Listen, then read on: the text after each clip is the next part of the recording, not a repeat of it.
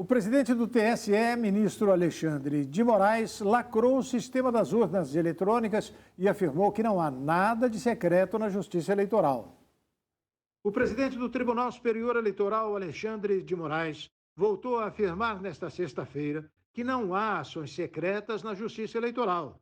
Não há nada, absolutamente nada de secreto na Justiça Eleitoral. A única coisa secreta e sigilosa é o voto do eleitor, que a Justiça Eleitoral garante que isso ocorrerá. A cerimônia de assinatura digital e lacração das urnas marcou o fim de uma semana de compilação dos códigos e sistemas eleitorais e foi acompanhado por diversas entidades que fiscalizam o pleito, como as Forças Armadas, partidos políticos e a Polícia Federal.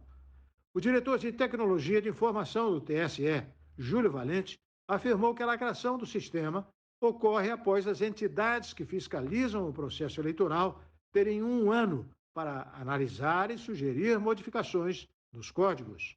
A partir desse momento, como num contrato em que várias partes assinam um contrato, e a partir daquele momento, qualquer alteração no contrato, nós precisamos necessariamente chamar todas as partes novamente, a partir desse momento, o TSE fica impedido de fazer qualquer alteração nos sistemas eleitorais, mesmo que queira.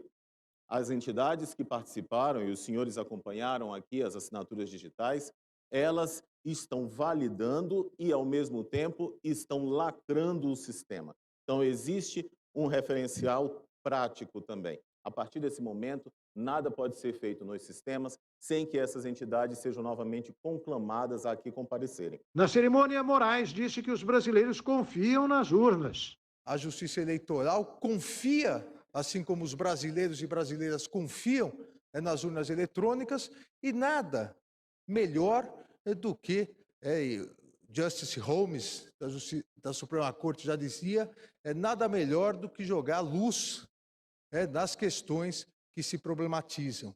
E o Tribunal Superior Eleitoral jogou luz. 7 pessoas assinaram os sistemas que serão usados nas urnas eletrônicas. São eles: Luiz Gustavo da Cunha, do PTB, Ricardo Ruiz Silva, da Polícia Federal, Felipe Freire, Controladoria Geral da União, Coronel Marcelo Nogueira, das Forças Armadas, José Alberto Simonetti, da OAB, Vice-Procurador-Geral Paulo Gonet e o presidente do TSE, Alexandre de Moraes. A pesquisa Datafolha, encomendada pela TV Globo e pelo jornal Folha de São Paulo, mostra uma queda nas intenções de voto de Lula e uma situação estável para Jair Bolsonaro. O ex-presidente Lula aparece com 45% das intenções de voto no primeiro turno da eleição presidencial, seguido pelo atual presidente Jair Bolsonaro, com 32%. Ciro Gomes tem 9% e Simone Tebet tem 5%. O novo levantamento mostra Soraya Tronic, Pablo Marçal e Felipe Dávila com 1% cada um. Os que votariam em branco, nulo ou nenhum dos candidatos somam 4% e os que não sabem, 2%. Em um eventual segundo turno, entre os candidatos mais pontuados na pesquisa Lula e Bolsonaro, o ex-presidente tem 53% das intenções de votos e o atual presidente, 38%. Essa foi a primeira pesquisa Datafolha após o debate presidencial do último domingo, feito pelo Grupo Bandeirantes, Folha de São Paulo, UOL e TV Cultura. A pesquisa ouviu 5.734 pessoas em 285 municípios entre os dias 30 de agosto e 1º de setembro. A margem de erro é de 2 pontos percentuais para mais ou para menos. E o ex-presidente da República e candidato pelo PT, Luiz Inácio Lula da Silva, esteve em Belém, no Pará, e se encontrou com os povos da floresta. Entre as propostas, o petista citou o Ministério dos Povos Originários e o Ministério da Cultura. A campanha de Lula nesta semana se concentra nos estados do Amazonas, Pará e na região norte. O ex-presidente e candidato se encontrou com povos da floresta em Belém, no Pará. Seu próximo destino será o Maranhão. Ele escutou os povos e, na sua vez, pautou assuntos como o Amazonas e cultura. A Amazônia não precisa ser transformada num santuário da humanidade. A Amazônia tem 25 milhões ou 28 milhões de pessoas que dela vivem e nela moram. O que nós precisamos é ter a competência de investir em pesquisa, cada vez mais pesquisa, fazer parceria com outros países para que a gente tenha o dinheiro suficiente para pesquisar e tentar transformar parte da riqueza da nossa biodiversidade em possibilidade de melhorar a vida do povo que mora na Amazônia, a vida do povo que mora na floresta, a vida dos pescadores. O petista afirmou que, se eleito, vai criar o Ministério da Pesca e da Cultura. Da mesma forma que nós vamos recriar com muita força o Ministério da Cultura. E em cada capital haverá um comitê de cultura para que a gente tente mudar, de uma vez por todas no Brasil, sabe, o conceito de cultura. No encontro, o candidato ainda afirmou que os grandes produtores estão praticando violência contra o Amazonas e diz que a sociedade brasileira precisa criar a consciência que a manutenção da floresta em pé é mais saudável e mais rentável do que tentar derrubar árvores. Plantar milho, para plantar cana ou para criar gado. Até porque os grandes produtores que têm responsabilidade, porque vendem os seus produtos no mercado estrangeiro, não querem correr o risco de serem prejudicados porque estão praticando violência contra a nossa Amazônia.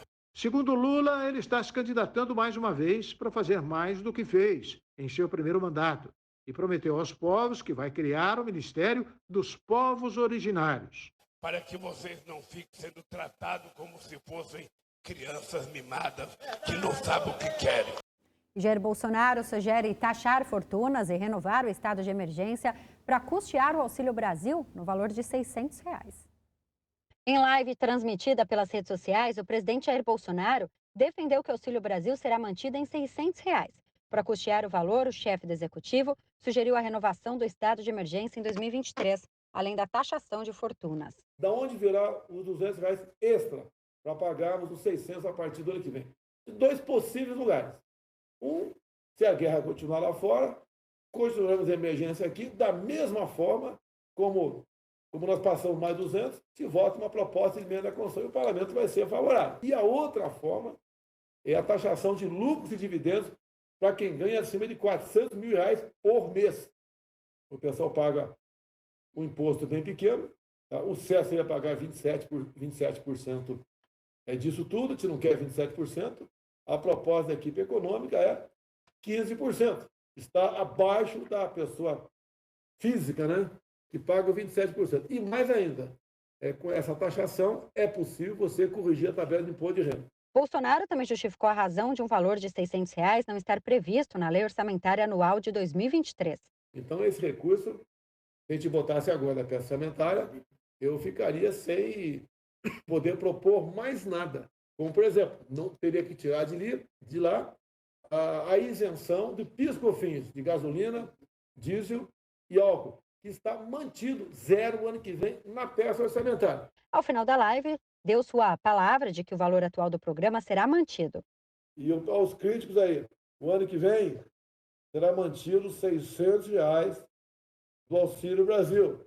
Palavra minha e do Paulo Guedes. Não pude botar agora no orçamento, por questão de responsabilidade fiscal. O candidato à reeleição participou da abertura de uma feira agropecuária em Esteio, Rio Grande do Sul, onde realizou um comício. Pois é, e a OAB de São Paulo está promovendo o programa Hora do Voto para todos os presidenciáveis. A ideia é combater a desinformação e mostrar as propostas dos candidatos. Ciro Gomes participou hoje do evento e falou sobre suas propostas, caso vença as eleições. O candidato à presidência da República pelo PDT, Ciro Gomes, participou do programa Hora do Voto, promovido pela OAB. Os principais temas do evento são combate à desinformação e conhecimento das propostas dos candidatos. Na coletiva, Ciro Gomes falou sobre suas propostas, caso vença as eleições. Entre elas está o programa de renda mínima e a lei anti-ganância. Bom, eu vou criar um programa de renda mínima que vai considerar por domicílio que nenhum brasileiro viva abaixo da linha de pobreza.